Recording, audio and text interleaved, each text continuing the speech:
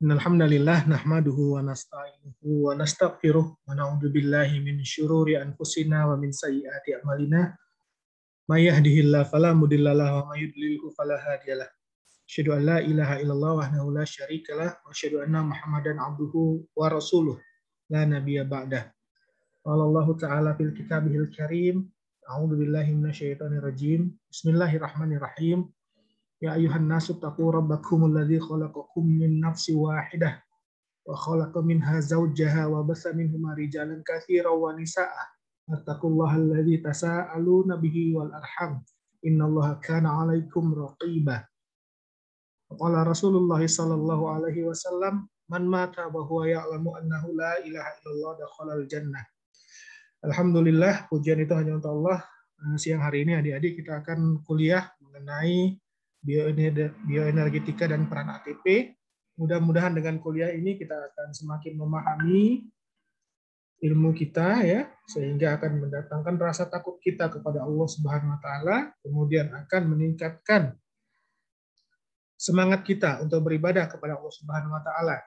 Karena energi yang kita dapatkan ini, kekuatan yang kita dapatkan ini merupakan karunia dari Allah Subhanahu wa taala.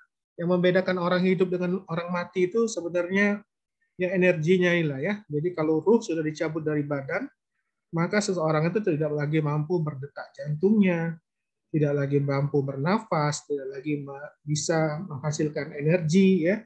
Jadi kekuatan itu semuanya kepunyaan Allah. Allah memberikannya kepada yang Allah kehendaki, kemudian Allah mencabut kekuatannya kepada yang dia kehendaki. Jadi yang membedakan kita mati dan hidup itu ya energi ini, ATP ini ya. Nah, jadi kita semakin yakin kepada Allah, kemudian mengingat kembali bahwa tujuan kita diciptakan adalah untuk beribadah. Kita diberikan batas waktu di dunia ini enggak selamanya. Berkata Rasulullah, a'maru ummati ma baina sitina wa sab'ina wa aqallahum man yajuzu dalik. Jadi umur umatku itu, umur umat Nabi Muhammad antara 60 sampai 70 tahun. Allah berikan kesempatan kepada kita 60 sampai 70 tahun untuk hidup di dunia ini, dan sedikit sekali yang lebih dari 70 tahun. Lebih dari 70 tahun itu sedikit sekarang. Berbeda dengan umat terdahulu, Nabi Nuh diberikan Allah umur 1000 tahun, Nabi Adam juga. Tetapi umat Nabi Muhammad cuma 60 sampai 70 tahun. Apabila sampai umur 60 tahun belum juga bertaubat, belum juga beribadah kepada Allah, itu sudah sampai berarti uzurnya ya.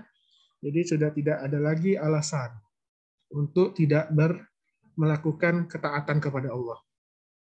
Nah, kita akan kuliah pada hari ini tentang bioenergetika dan peran ATP. Nah, jadi bioenergetika itu adalah bagaimana kita mempelajari energi itu bisa dihasilkan dan kemudian digunakan di dalam tubuh kita.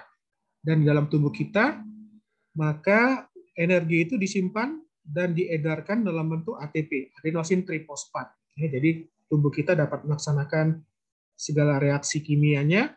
Nah, itu karena ada ketersediaan energi dan peran dari ATP ini. Ya. Nah, bagaimana energi terbentuk? Energi terbentuk itu ya dari dua jenis organisme di dunia ini. Ada yang autotrof, ada yang heterotrof. Nah, kalau organisme autotrof, dia bisa mengkonversi langsung energi dari sinar matahari. Ya. Allah menciptakan matahari, kemudian memperjalankannya ya dari pagi sampai sore terbenam. Matahari itu terbit dari timur, tenggelam dari barat. Ya. Nah, kemudian selama dia bersinar, matahari ini akan dimanfaatkan energi yang dipancarkannya oleh makhluk hidup yang bersifat autotrof. Nah, jadi mereka rumput-rumputan, ya, beberapa bakteria, kemudian alga, bisa mengkonversi sinar matahari tersebut menjadi energi. Nah, kemudian energinya akan disimpan di dalam bentuk cadangan makanan, baik berupa protein, berupa karbohidrat maupun lemak yang dihasilkan untuk tumbuh-tumbuhan. Nah, kemudian yang heterotrof itu adalah yang konsumen, ya. Jadi dia memperoleh energi itu dengan memakan organisme lain, ya. Nah, jadi seperti belalang, kodok, manusia, ya. Nah, ini memperoleh energi itu dengan cara dia memakan makanan, ya. Nah, kemudian dari makanan tersebut akan dicerna, kemudian dipecah-pecah menjadi bahan yang sederhana, kemudian akan diserap oleh tubuh kita, dan oleh tubuh kita akan dilakukan oksidasi, dan kemudian akan menjadi sumber energi atau ATP. Nah, kelebihan energi dapat disimpan juga di dalam bentuk cadangan makanan, dalam bentuk glikogen, ataupun dalam bentuk triasilgliserol yang disimpan di dalam jaringan lemak. Ya. Nah, jadi organisme autotrof itu mengikat sumber energi langsung dari matahari. Ya. Dia memperoleh sinar matahari, kemudian diubah menjadi energi. Ada klorofilnya dia di sini. Ya. Jadi dia bisa mampu mengikat sumber energi menjadi karbon. Nah, kemudian organisme yang autotrof ini melakukan fotosintesis, sedangkan yang heterotrof dia melakukan respirasi. Nah, respirasi ini merupakan proses metabolisme ya. Jadi respirasi sudah kuliah kemarin bukan cuma menghirup oksigen dan mengeluarkan karbon dioksida, tetapi respirasi itu sendiri adalah proses reaksi oksidasi dari bahan-bahan makanan, kemudian akan menjadi ATP, dan terakhir elektron yang dihasilkan dari proses oksidasi tersebut akan dipasangkan ke oksigen, ya, sehingga menghasilkan uap air. Nah ini, jadi setiap makhluk itu sudah Allah jamin rezekinya, ya.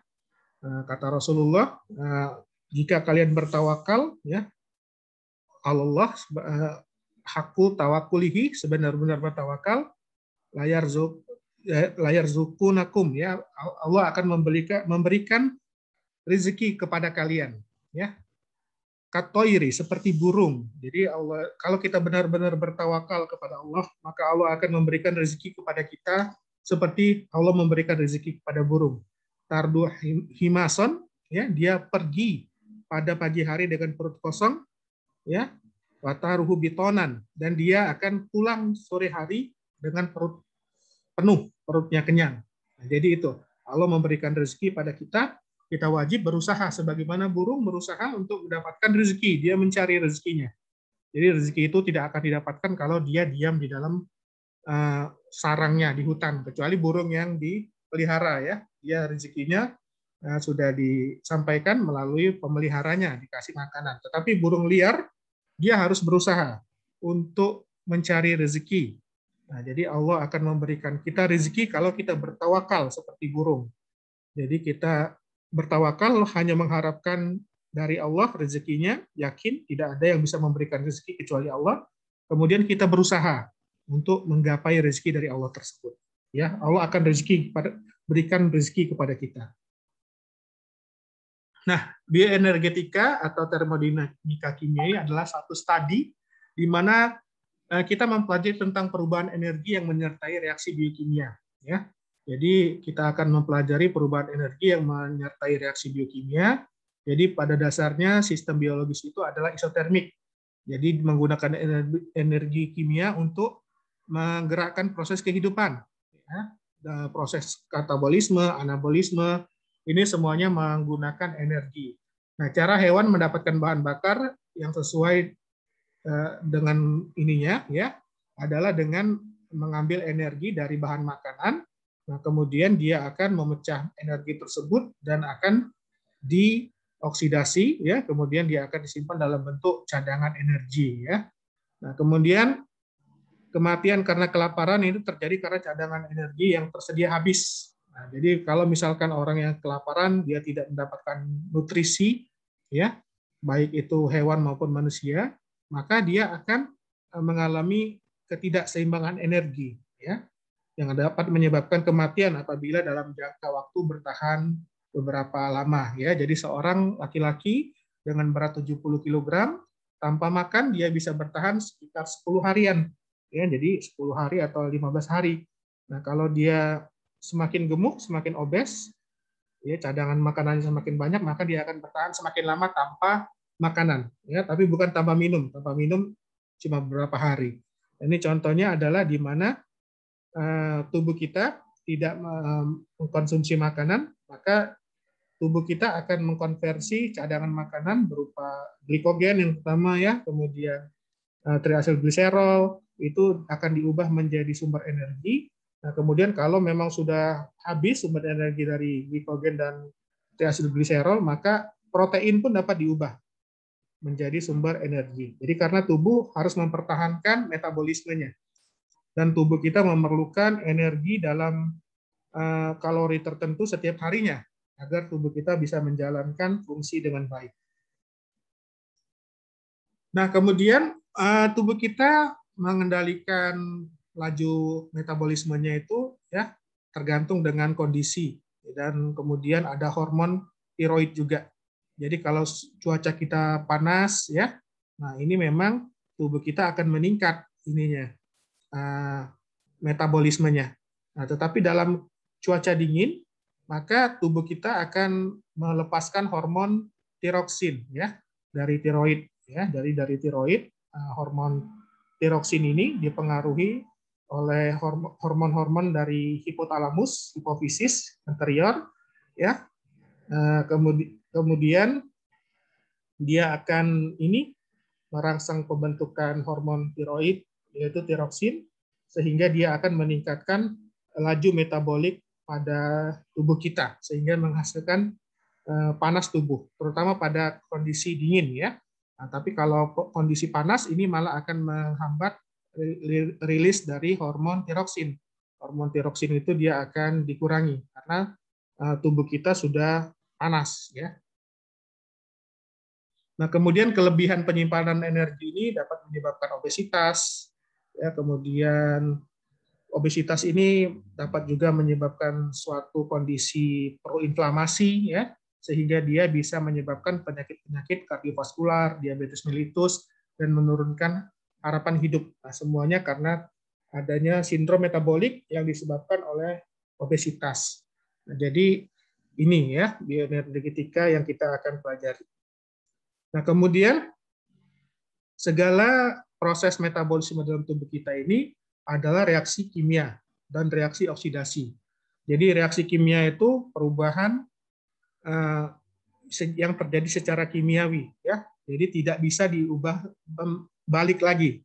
Misalkan pembakaran ya. Nah, kayu yang terbakar dia tidak akan bisa lagi berubah menjadi kayu yang utuh. Dia akan menjadi arang atau abu.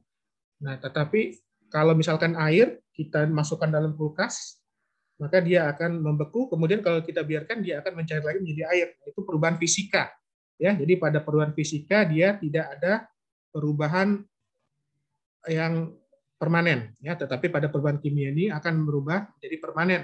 Kemudian perkaratan, misalkan ya, besi yang berkarat, digesti, bahan makanan kita cerna, ya, jadi tidak akan lagi menjadi utuh. Roti yang kita makan tidak akan lagi setelah kita cerna akan menjadi roti kembali, tidak mungkin ya. Nah, ini adalah reaksi kimia yang terjadi di sekitar tubuh kita, fermentasi, mencuci ya. Nah, begitu juga penghilangan noda itu adalah reaksi kimia atau oksidasi. Nah, reaksi kimia ini terjadi adanya pemecahan ikatan kimia.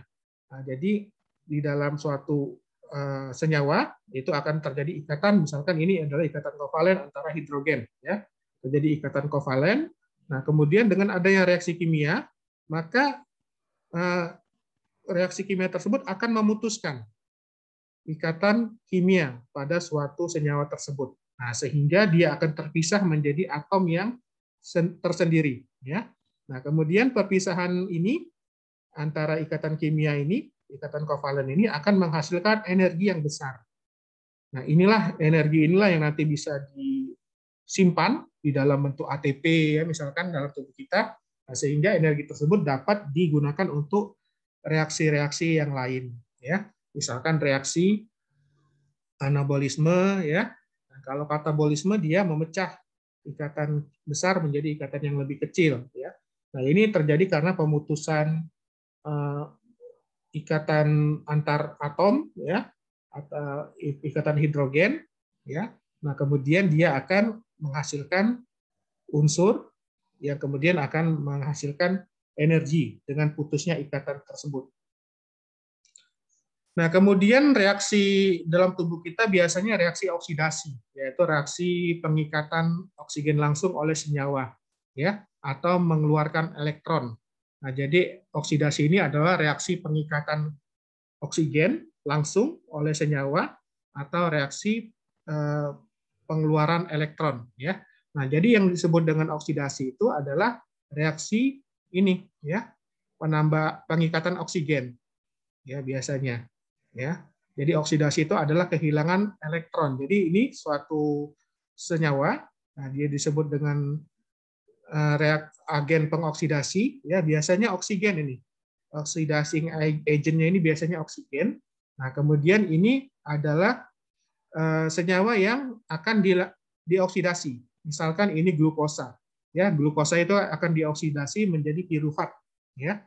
Nah, dia membutuhkan oksigen sebagai agen pengoksidasinya, ya.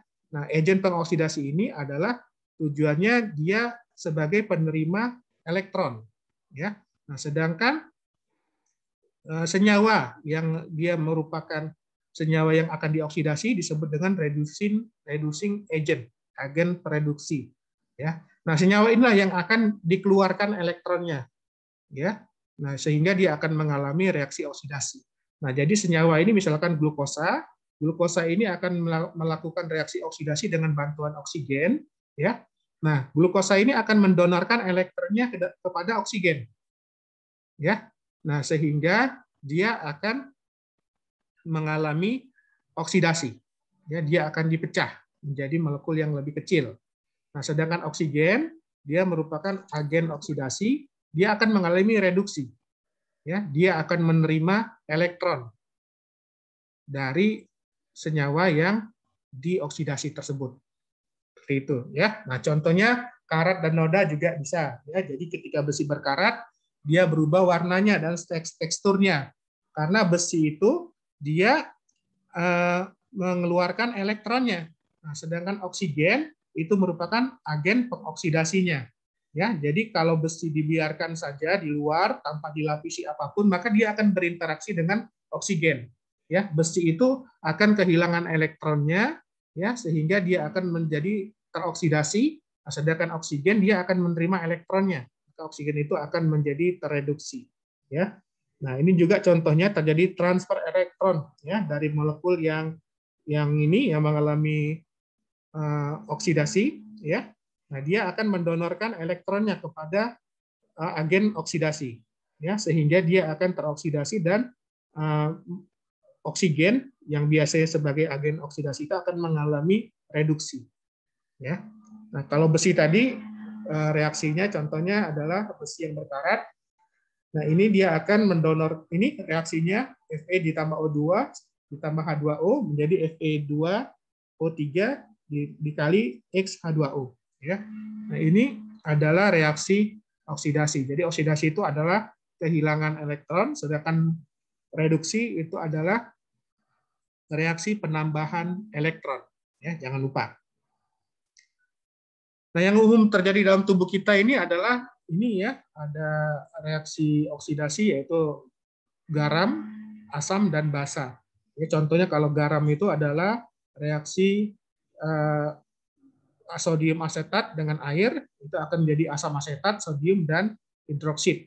Ya, jadi dia akan mendonorkan oksigennya di sini, ya, sehingga garam ini akan menjadi asam asetat. Ya, jadi kalau reduksi tadi dia adalah biasanya pengikatan oksigen langsung oleh senyawa, ya, reduksi.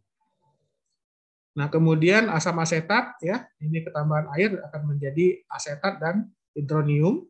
Kemudian basa amonia ditambah air menjadi amonium dan hidroksid. Jadi reaksi redoks ini selalu diikuti oleh reaksi hidrolisis, ya. Nah, jadi ini reaksinya selalu berpasangan. Kalau ada oksidasi pasti ada reduksi. Ya, oksidasi ada satu senyawa yang kehilangan elektronnya, sedangkan reduksi adalah satu senyawa yang dia mendapatkan elektron dari agen pereduksinya. Ya. Nah, contohnya ini glikolisis, ya. Nah, ini terjadi proses oksidasi. Nah, tapi ini dia yang anaerob, ya, yang menerima elektronnya itu adalah NAD. Ya, jadi bukan oksigen dalam glikolisis anaerob. Yang menerima itu elektronnya dari glukosa ini akan dipecah menjadi pirufat, Glukosa ini C-nya itu karbonnya ada 6, akan dipecah menjadi 2 molekul pirufat dengan atom C-nya 3, ya, 1, 2, 3. Nah, kemudian akan terjadi ini di sini, ya. Transfer elektron, ya. Elektron di sini akan ditransfer ke ADP, ya, menjadi ATP. Nah, kemudian NAD juga akan menjadi NADH. Nah, elektronnya ini ditransfer ke dua ini, ya, molekul ADP dan molekul NAD, ya, sehingga ADP itu akan menjadi ATP. Nah, sedangkan NAD akan menjadi NADH. Nah, ini elektronnya ini pindah ke sini, ya, dari glukosa pindah ke NAD, elektron menjadi NADH, dan dari glukosa juga memberikan elektron ke ADP, adenosin difosfat, dan akan menjadi adenosin trifosfat, ya. Nah, hasilnya adalah pirufat. Nah, ini adalah reaksi oksidasi dari glukosa, tetapi tidak pakai oksigen. Kalau dia memerlukan oksigen, dia nanti ke fosforilasi oksidatif, ya. Nah, proses oksidasi itu berarti adalah proses penambahan oksigen, ya. Oksidasi itu, ya. Jadi proses penambahan oksigen, dari oksigen itu akan mendapatkan ini, ya, elektron, ya. Nah, ini contohnya adalah proses oksidasi adalah pembentukan CO2, di mana karbon akan dipasangkan dengan oksigen akan membentuk karbon dioksida, ya. Nah, contoh lagi adalah pembentukan natrium oksida, ya. Jadi natrium ditambahkan oksigen akan menjadi natrium oksida, ya. Nah, natrium ini dia akan mengalami oksidasi. Jadi dia ketambahan oksigen, ya. Nah, sedangkan oksigen akan mengalami reduksi karena dia mengalami reaksi penambahan elektron, ya. Jadi kalau reduksi itu dia ketambahan elektron, ya, mendapatkan elektron, sedangkan oksidasi dia kehilangan elektron, ya. Nah, contohnya ini ada reaksi redoks, ya, reduksi oksidasi, di mana ini atom Cu, ya, dengan oksigen kemudian ditambah atom karbon, dia akan menjadi 2 Cu dan CO2, ya. Nah, atom ini Cu ini dia akan mengalami kehilangan oksigen, ya, kehilangan oksigen atau yang disebut dengan reduksi, ya. Sedangkan atom karbon dia akan mengalami penambahan oksigen, maka dia disebut dengan reaksi oksidasi. Nah, reaksi ini selalu berpasangan, ya. Reaksi oksidasi dan reduksi ini selalu berpasangan. Nah, jadi oksidasi itu adalah pengikatan oksigen, dan oksigen ini dapat larut dalam air, walaupun kelarutannya kecil, ya. Jadi oksidasi itu ada dua pengertian. Yang pertama kehilangan elektron, ya. Yang kedua dia ketambahan oksigen, ya.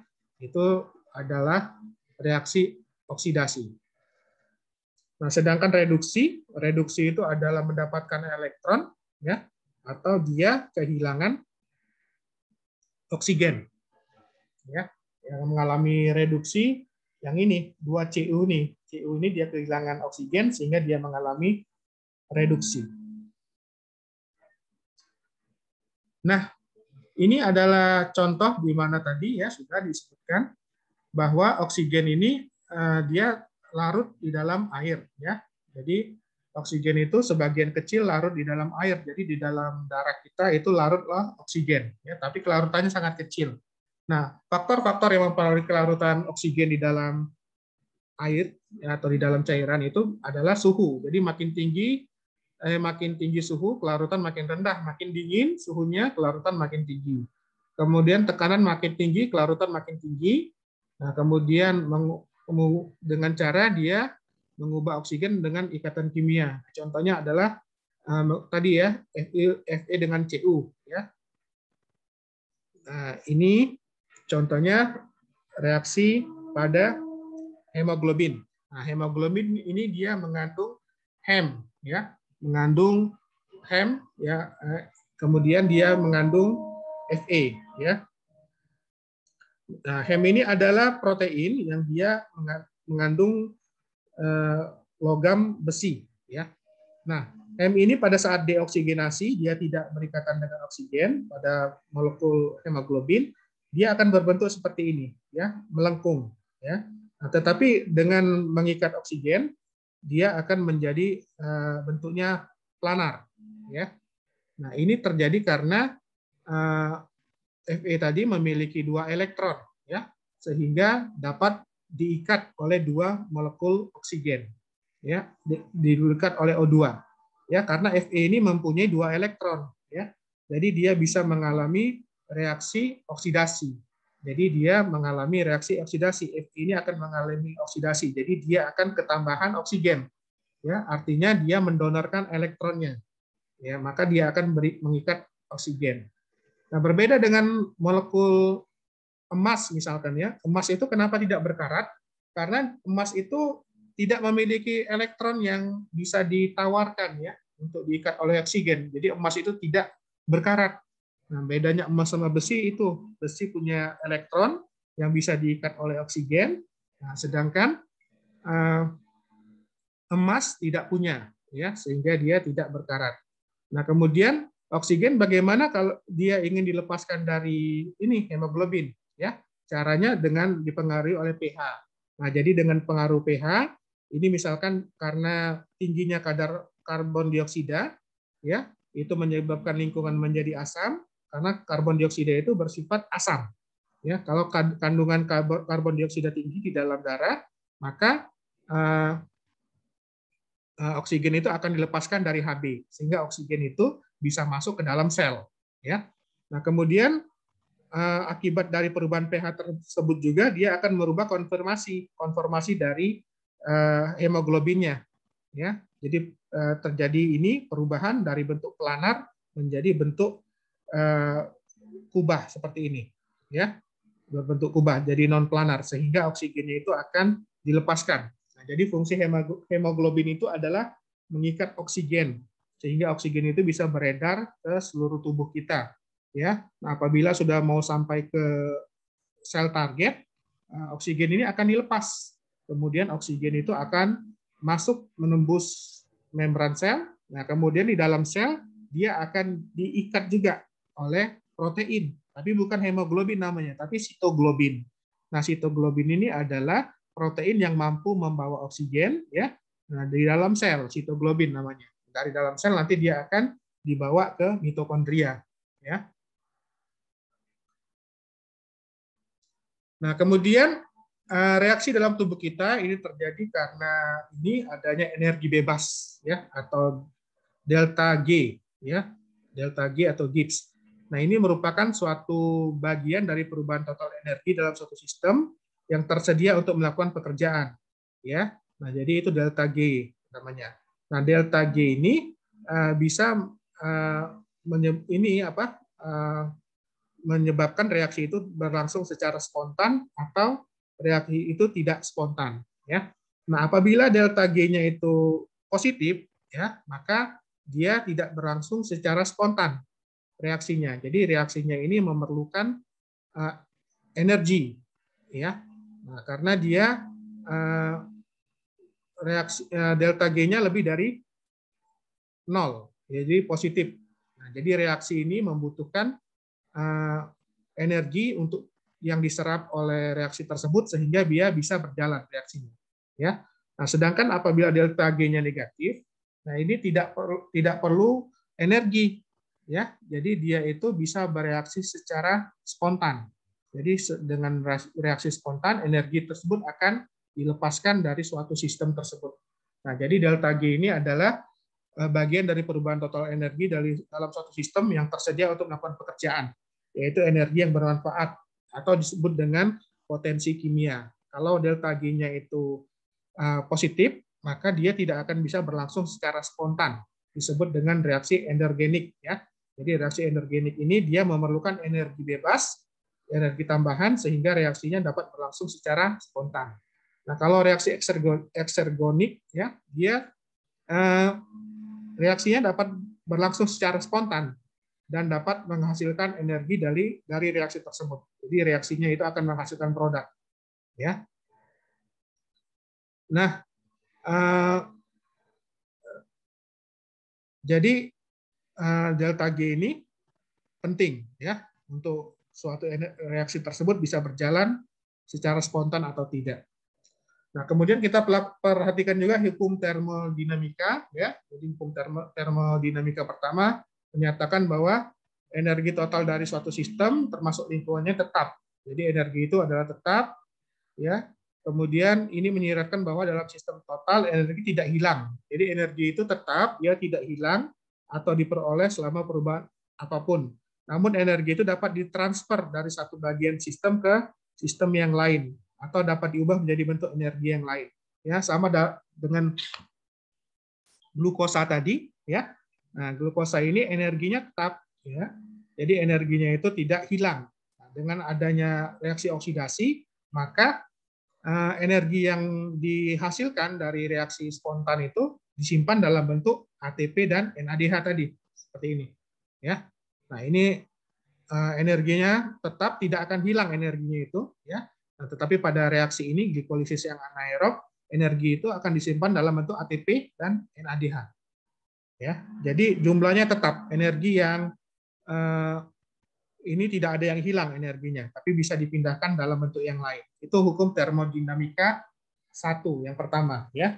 Nah, dalam makhluk hidup energi kimia dapat diubah menjadi energi panas atau menjadi energi listrik, radiasi atau mekanik. Nah, contohnya kita menjaga suhu tubuh kita, ya, agar tetap panas, menghasilkan panas, ada termoregulator. Nah, ini diperoleh dari pembakaran ATP, ya. Kemudian menjadi energi listrik. Nah, misalkan beda potensial tadi, ya, beda potensial yang terjadi pada sel-sel saraf. Nah, ini terjadi karena pompa ATP, ya. Kemudian radiasi dan mekanik. Kalau mekanik, ya, otot yang bergerak, ya, memendeknya aktin dan miosin. Ya, ini karena terjadi reaksi ini pemecahan dari ATP menjadi ADP, ya. Nah, jadi ini hukum termodinamika pertama, di mana suatu energi total dari suatu sistem ini konstan sebenarnya, dia tidak hilang, ya, tetapi cuma bisa diubah menjadi bentuk lain atau ditransfer ke sistem yang lain. Nah, ini, ya. Jadi Q ini adalah transfer dari panas, ya, sedangkan W itu adalah kerjanya, ya. Nah, jadi kalau dia terjadi reaksi secara spontan, maka ada energi yang lepas dan energi itu dapat diubah menjadi bentuk energi yang lain. Nah, kemudian hukum termodinamika kedua, di mana bahwa total entropi suatu sistem harus meningkat jika suatu proses terjadi secara spontan. Nah, jadi entropi itu adalah tingkat gangguan atau keacakan sistem dan menjadi maksimal saat mendekati keseimbangan.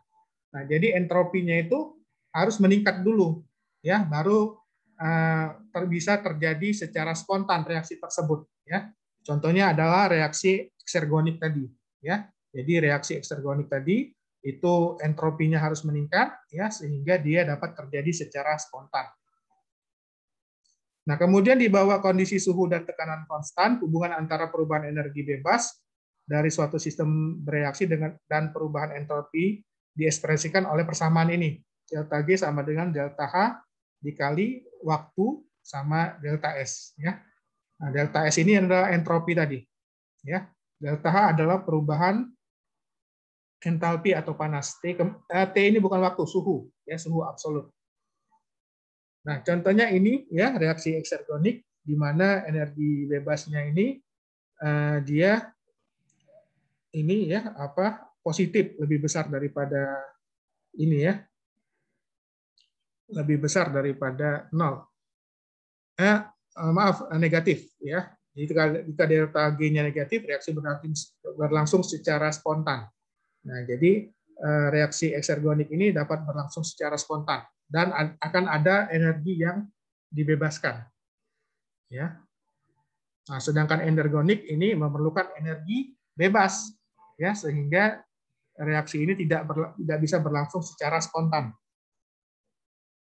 Nah, di dalam tubuh kita ini ada kerja enzim, ya, di mana enzim ini kerjanya adalah untuk memperpendek energi bebas, ya, yang dibutuhkan.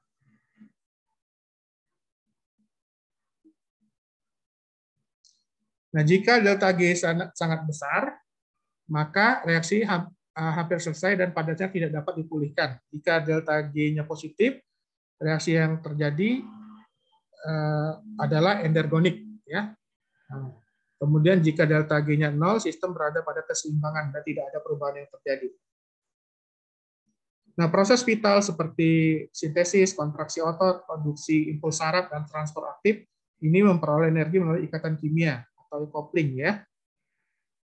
Kemudian konversi metabolit A menjadi metabolit B ini terjadi dengan pelepasan energi bebas digabungkan dengan reaksi lain di mana energi bebas diperlukan untuk mengubah metabolit C menjadi D misalkan, ya. Nah, istilah eksergonik dan energonik ini digunakan untuk menunjukkan proses itu disertai kehilangan energi atau perolehan energi bebas, ya. Dalam bentuk apapun, tidak harus dalam bentuk panas. Nah, jadi kalau misalkan delta G-nya ini positif, ya, negatif, ya, nah, ini akan berlangsung secara spontan, ya, delta G-nya positif. Nah, sedangkan kalau delta G-nya negatif, ya, kalau delta G-nya positif, maka ini reaksi akan terjadi apabila energi itu ada yang ditambahkan di dalam sistem. Jadi reaksi ini tidak akan terjadi secara spontan apabila delta G-nya positif. Nah, tetapi kalau delta G-nya negatif, ini memungkinkan untuk terjadi reaksi secara spontan, di mana pada reaksi eksergonik ini akan ada energi yang dibebaskan. Nah, sedangkan untuk reaksi eksergonik, ya, endergonik, nah, ini akan ada energi yang diperoleh, ya, sehingga dia bisa menjalankan suatu reaksi. Nah, proses energonik ini dapat eksis secara independen, ya. Nah, contohnya yang energonik ini adalah pembentukan ATP, ya. Jadi di mana ADP dipasangkan dengan fosfat, ya, ini akan menghasilkan produk baru yang berupa ATP. Nah, ADP dipasangkan dengan fosfat ini tidak bisa terjadi secara spontan, ya. Dia harus membutuhkan energi. Nah, energi ini diperoleh dari oksidasi bahan-bahan bakar, ya, dari glukosa terutama, ya. Nah, dari glukosa yang dipecah, yang dioksidasi, dia akan menghasilkan energi dengan pemutusan ikatannya, ya, sehingga energi tersebut dapat digunakan untuk melakukan reaksi endergonik, yaitu memasangkan fosfat, satu molekul fosfat ke molekul ADP sehingga akan membentuk ATP. Nah, kemudian ATP ini bisa digunakan untuk reaksi-reaksi endergonik, ya, reaksi-reaksi ini, ya, ya, reaksi-reaksi yang diperlukan, ya. Jadi misalkan reaksi-reaksi anabolisme, ya, nah, ini memerlukan ATP, ya. Nah, ATP ini sendiri akan mengalami reaksi eksergonik, di mana dia akan dipecah menjadi ADP. Nah, kemudian dia akan menghasilkan energi tinggi. Nah, energi inilah yang akan digunakan untuk membentuk molekul-molekul sederhana menjadi molekul-molekul yang lebih kompleks atau disebut dengan anabolisme, ya. Nah, jadi glukosa itu akan dipecah, ya, kemudian dia akan menghasilkan energi. Energinya ini akan dipasangkan dengan ADP, ya, dengan penambahan satu fosfat menjadi ATP. Nah, ATP ini akan dilakukan reaksi eksergonik, ya. Jadi dia akan bisa bereaksi spontan, menghasilkan energi bebas. Nah, energi bebasnya ini yang akan digunakan untuk reaksi anabolik, ya. Jadi ini sifatnya terus-menerus. Nah, reaksi itu berpasangan, ya. Ada reaksi endergonik dan eksergonik. Nah, kalau reaksi endergonik ini, ya, ini contohnya adalah molekul C ditambah dengan molekul A, ya. Ini akan menghasilkan molekul B dan D ditambah panas. Ya, nah, panasnya ini yang bisa dipindah-pindahkan, ya, energinya ini. Energi ini yang bisa dipindahkan atau diubah menjadi bentuk lain, ya. Sedangkan energi yang bebasnya ini sepanjang ini, ya. Jadi energi bebasnya ini bisa dilakukan reaksi eksergonik, ya. Kalau reaksi eksergonik dia akan mengeluarkan panas, mengeluarkan energi, tapi juga bisa panasnya ini atau energinya ini digabungkan lagi, ya, menjadi reaksi endergonik. Jadi reaksi panas dengan reaksi energi kimia bisa digabungkan lagi. Nah, ini adalah molekul ATP, di mana pada molekul ATP ini mengandung 3 komponen, ya, komponen gula, ribosa, kemudian basa nitrogen, dan 3 molekul fosfat. Ya. Nah, ini adalah bentuk penukar energi di tubuh kita.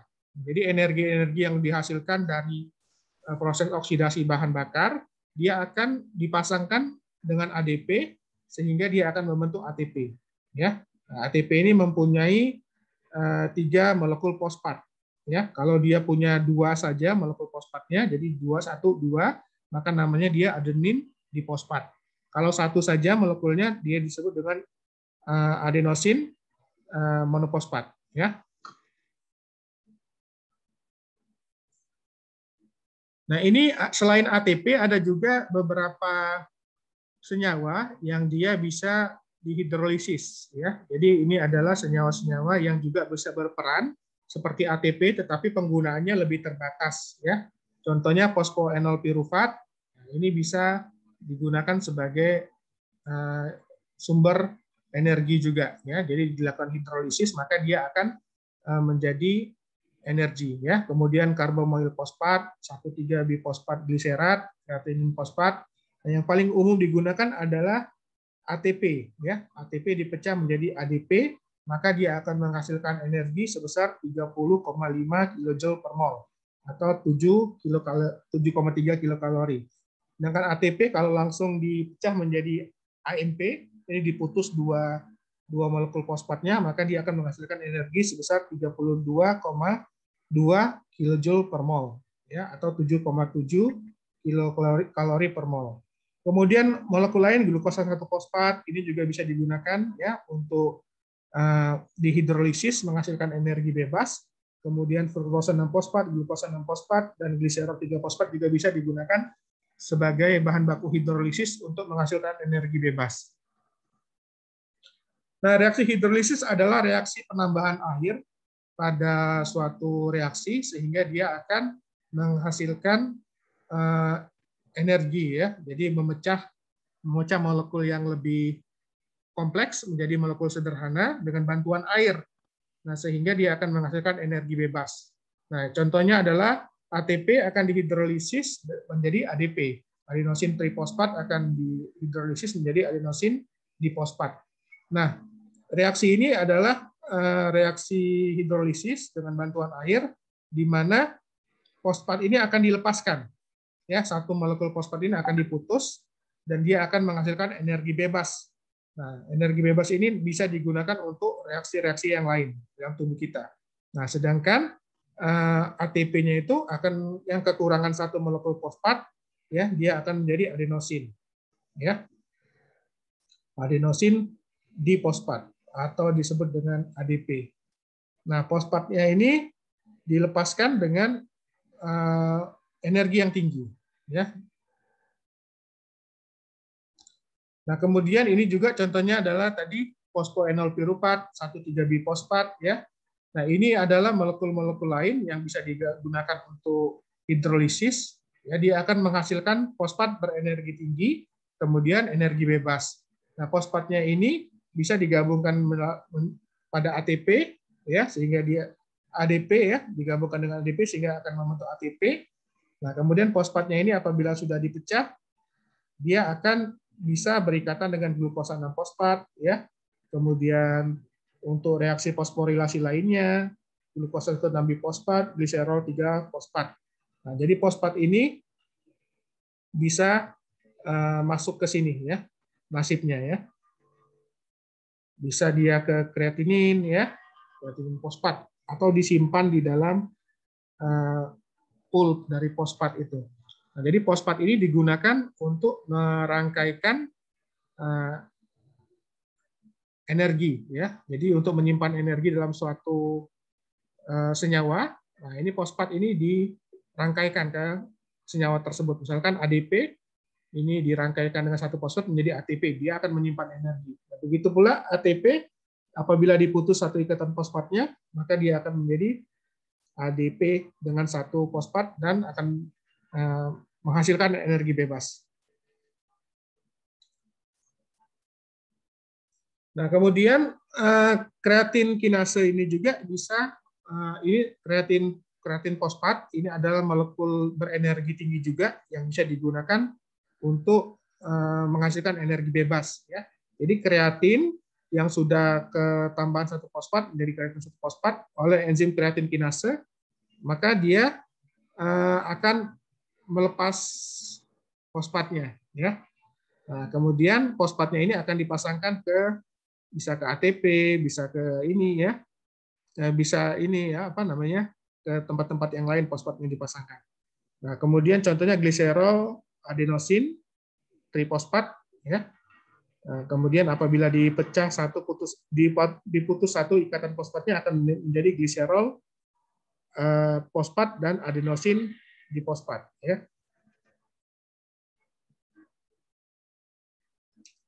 Nah, ini siklus fosfat. Jadi fosfat ini ada di dalam tubuh kita, ya, ada kadarnya, penting karena fosfat ini bisa digunakan untuk merangkaikan atau menyimpan energi, ya. Nah, jadi fosfat inorganik itu dia akan menjadi fosfat inorganik tunggal, ya, dipecah menjadi dua fosfat ini akan dipecah menjadi satu fosfat. Kemudian fosfat ini bisa dirangkaikan dengan ADP menjadi ATP, ya. Nah, kemudian fosfat ini juga, ya, bisa ini, ya, bisa dirangkaikan dengan fosfat yang lain. Jadi dia akan berikatan menjadi dua molekul fosfat, ya. Jadi ini siklusnya di dalam sel tubuh kita. Nah, enzim-enzim yang berperan ialah asil CoA, sintetase dan lain-lain, di mana dia akan memecah ATP menjadi molekul AMP, ya. Nah, tapi kalau untuk ini menggabungkan AMP menjadi ADP, ini diperlukan enzim adenylyl kinase. Ya. Nah, jadi sistem biologis ini menggunakan energi kimia untuk menggerakkan proses kehidupan. Kemudian reaksi eksergonik ini secara spontan terjadi dengan adanya hilangnya energi bebas. Nah, jadi hilangnya energi bebas ini ditandai dengan tadi delta G-nya negatif, ya. Sedangkan reaksi eksergonik ini membutuhkan perolehan energi bebas. Jadi reaksi eksergonik itu akan terjadi apabila dia mendapatkan energi bebas dalam sistemnya dan hanya terjadi ketika digabungkan dengan reaksi eksergonik, ya. Nah, ATP bertindak sebagai mata uang energi sel sehingga ATP ini bisa dipergunakan untuk mentransfer energi bebas dari zat yang berpotensi energi lebih tinggi ke zat yang berpotensi energi potensialnya lebih rendah, ya. Sampai sini ada yang mau bertanya, silakan, ya.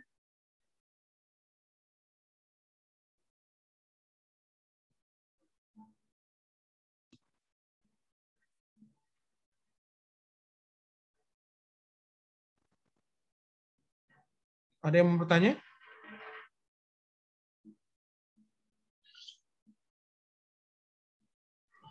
Cukup jelas, dokter. Sementara belum. Jelas? Cukup jelas, dokter. Oke, jelas. Oke, kalau sudah jelas, mudah-mudahan bermanfaat kuliahnya. Kita akhiri sampai di sini, ya. Subhanakallahumma bihamdika asyhadu an la ilaha illa anta astaghfiruka wa atubu ilaik. Assalamualaikum warahmatullahi wabarakatuh. Waalaikumsalam warahmatullahi wabarakatuh. Terima kasih banyak, dokter.